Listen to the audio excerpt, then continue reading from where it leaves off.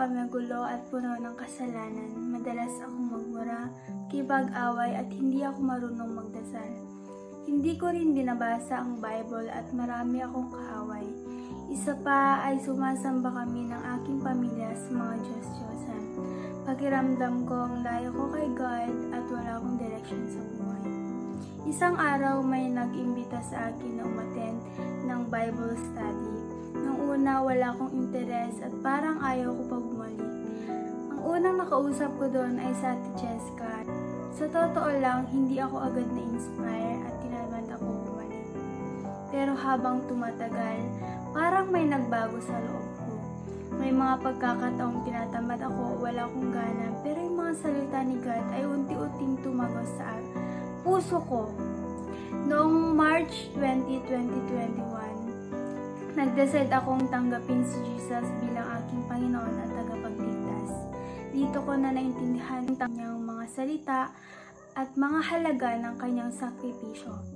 Nag-baptize ako noong June 11, 2022 at mula noon natuto akong magbasa ng Bible at sumali sa mga event sa church tulad ng Encounter God Retreat or EGR.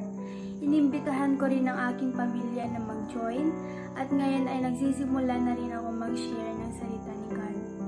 Sa ngayon ay may dalawa akong kaklase na dinidisipulo at tinutulungan lumago sa pagkilala sa Diyos. Patuloy akong naglilingkod kay God sa gitna ng mga pagsubok sa buhay. Isa pang malaking realization ko ay iba talaga ang salita ng God kapag naintindihan at isinabuhay mo ito. Hindi lang siya basta salita na turo na binabasa mo.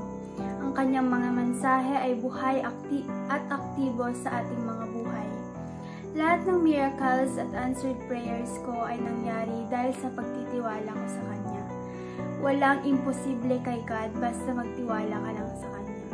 Totoong kapag kumapit ka kay God, hindi Kanya pababayaan kundi patuloy Kanyang ginagabayan. Ang talata na pinaghahawakan ko lagi ay ang Matthew 19:26 na nagsasabing, "With man this is impossible, but with God all things are possible." Ibig sabihin, kahit gaano kahirap ang ating sitwasyon, problema, sakit, kasalanan o kahit pagbabago sa buhay, ay kayang-kaya ng Diyos kung magtitiwala tayo sa Kanya. Siya ang may kapangyarihan sa lahat ng bagay. Ako si Marian J. Basa, disipulo ni Cristo at lubusang nagtitiwala sa Kanya.